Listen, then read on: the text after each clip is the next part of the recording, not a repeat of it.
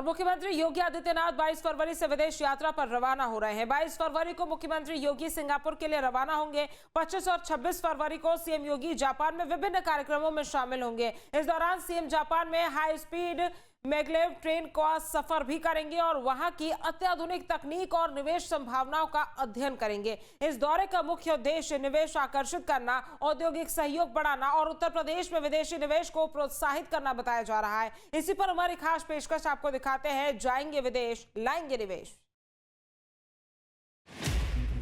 22 से 26 फरवरी तक विदेश दौरे पर सीएम योगी। सिंगापुर और जापान की यात्रा पर सीएम। यूपी में निवेश के लिए आकर्षित करना उद्देश्य।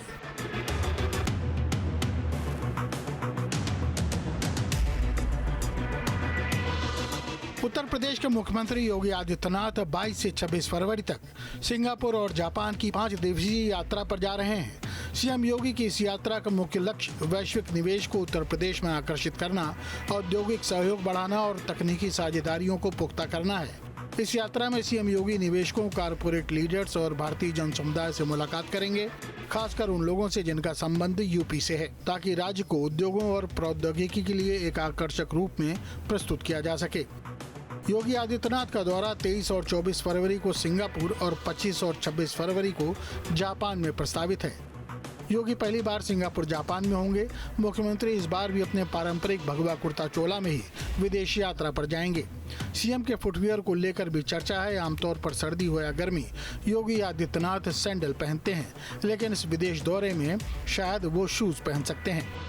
शहरी विकास, स्मार्ट सिटी और तकनीकी साझेदारी। सिंगापुर में मुख्यमंत्री शहरी नियोजन, स्मार्ट सिटी मॉडल, जल प्रबंधन और कौशल विकास जैसे क्षेत्रों में सहयोग को बढ़ावा देंगे। यह साझेदारी उत्तर प्रदेश के बड़े शहरी केंद्रों को और अधिक तकनीकी रूप से सक्षम, टिकाऊ और निवेश अनुकूल बनाने में मदद कर सकती है। संयुक्त प्रस्तावों में 500 एकड़ भूमि का प्रावधान शामिल है, जिसका उपयोग जापान और सिंगापुर के लिए समर्पित औद्योगिक शहरों के विकास में किया जाने की योजना है।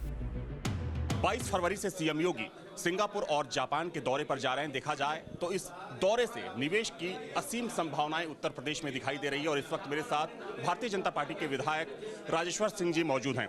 सर, इस दौरे को किस तरीके से देखते हैं? सत्ता पक्ष के विधायक हैं और चूंकि देखा जाए तो जीबीसी भी होने वाली है, एक बड़ा आकर्षण उत्तर प्रदेश की तरफ। नहीं, बहुत ही ऐतिहासिक है, बहुत ही कॉन्फिडेंस बिल्डिंग मेजर्स हैं। उत्तर प्रदेश की गवर्नेंस पे, उत्तर प्रदेश की जो हमारी विभिन्न सेक्टर की 32 सेक्टोरल पॉलिसीज़ हैं, सब पे बहुत विश्वास है। बिल्डर्स, जितने भी हमारे बिजनेस ग्रुप्स हैं, सबको, एंटरप्रेन्योर्स को बहुत विश्वास है। उसका परिणाम रहा जब हमारे यहाँ ये जितनी ग्लोबल बिजनेस समिट्स हुई, 40 लाख करोड़ के प्रस्ताव आए, 15 लाख करोड़ के पूरे धरातल पे आ चुके हैं।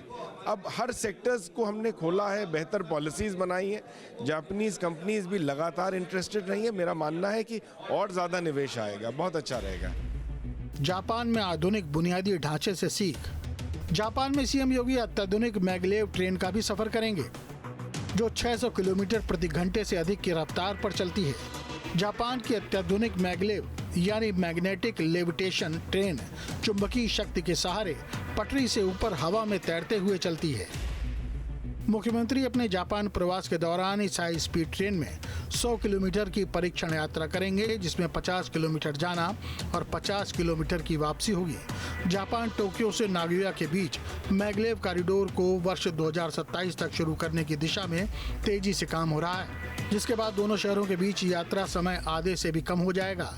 ये यात्रा उन्नत परिवहन तकनीकों, स्मार्ट मोबिलिटी और बुनियादी ढांचे की समझ को बढ़ाएगी, जिससे यूपी में भविष्य में तेज, सुरक्षित और आधुनिक यातायात प्रणालियों के समावेश की संभावनाएं बढ़ सकती हैं। यूपी में पहले ये एक्सप्रेसवे, मेट्रो और क्षेत्रीय रैपिड ट्रांजिट सिस्टम जैसे परियोजनाओं के जरिए गतिशील इंफ्रास्ट्रक्चर विकसित किया जा रहा है। ऐसे में मैग्लेव जैसी भविष्य की तकनीक का प्रत्यक्ष अनुभव नीति निर्माण और दीर्घकालिक योजना के लिए उपयोगी माना जा रहा है। जापान प्रवास के दौरान मुख्यमंत्री एक हनुमान मंदिर में भी दर्शन करेंगे। ये मंदिर राजधानी टोक्यो से करीब 40-50 किलोमीटर की दूरी पर स्थित बताया जा रहा है। इस यात्रा को सांस्कृतिक और धार्मिक जुड़ाव के नजरिए से भी अहम माना जा रहा है। सीएम योगी आदित्यनाथ के जापान दौरे के पहले जापान में रहने वाले भारतीय मूल के लोगों में उत्साह देखने को मिल रहा है। तो योगी जी, हमें पता चला कि आप जापान आ रहे हैं, ये जान के बहुत खुशी हुई। यहाँ टोक्यो में, जापान में राम मंदिर बांधो के माध्यम से हम लोग सनातन धर्म से लोगों को जोड़ने की कोशिश कर रहे हैं, अपने नेक्स्ट जनरेशन को धर्म के बारे में अवगत करा रहे हैं। और ये छोटी सी हमारी प्रयास है, काफ़ी लोग जुड़ गए हमसे। अब आप जब आ रहे हैं तो ये एक छोटी सी मन में इच्छा सी है कि अगर आपका आशीर्वाद हमें मिल सके राम मंदिर बांधो आके, तो उससे अच्छा और कुछ नहीं हो सकता।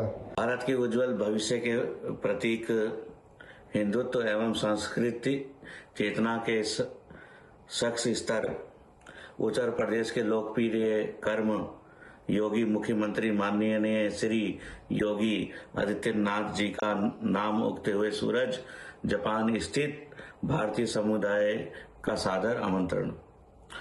7 समुंदर पार उगते सूरज की धरती में बसने वाला संपूर्ण भारतीय समाज आपके स्वागत के लिए हृदय से उत्साहित और भाव विभोर है।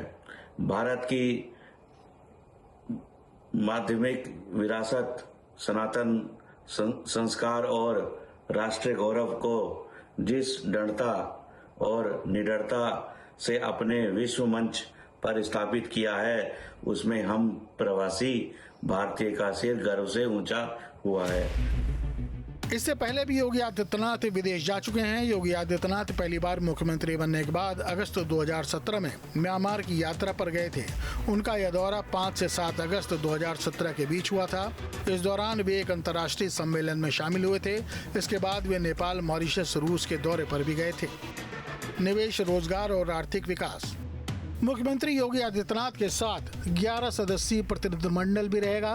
प्रतिनिधिमंडल में वित्त मंत्री सुरेश खन्ना, औद्योगिक मंत्री नंदगोपाल गुप्ता नंदी, मुख्यमंत्री के सलाहकार अवनीश अवस्थी, मुख्यमंत्री के ओएसडी RBS रावत, विशेष सचिव अमित सिंह, अपर मुख्य सचिव दीपक कुमार, प्रमुख सचिव श्रम विभाग, प्रमुख सचिव IT, प्रमुख सचिव पर्यटन, CEO invest UP Vijay Kiran Anand और निदेशक नेडा शामिल हैं। विदेशी निवेश आकर्षित करने के प्रयास में यूपी में नए उद्योग, विनिर्माण इकाइयां और R&D केंद्र स्थापित होने की संभावना है। जापान और सिंगापुर आधारित कंपनियों के निवेश से नौकरियां, तकनीकी कौशल के अवसर और स्थानीय उद्यमिता को मजबूती मिलेगी। इससे राज्य की आर्थिक वृद्धि दर, GDP और निर्यात क्षमता में भी उल्लेखनीय वृद्धि संभव है, खासकर इलेक्ट्रॉनिक्स, ऑटोमोटिव, लॉजिस्टिक और स्मार्ट इंफ्रास्ट्रक्चर जैसे क्षेत्रों में। सांस्कृतिक और तकनीकी साझेदारी से सामाजिक असर। यह यात्रा केवल निवेश तक सीमित नहीं है, इसका एक बड़ा आयाम संस्कृति, कौशल विकास और युवा सशक्तिकरण भी है। जापान और सिंगापुर के साथ तकनीकी सहयोग से यूपी के छात्रों, युवा पेशेवरों और उद्यमियों को अंतर्राष्ट्रीय अनुभव, प्रशिक्षण और रोजगार के नए अवसर मिल सकते हैं। साथ ही यूपी के प्रति विश्व समुदाय की धारणा भी एक प्रगतिशील, निवेश अनुकूल और प्रगतिशील राज्य के रूप में मजबूत होगी। Team news state.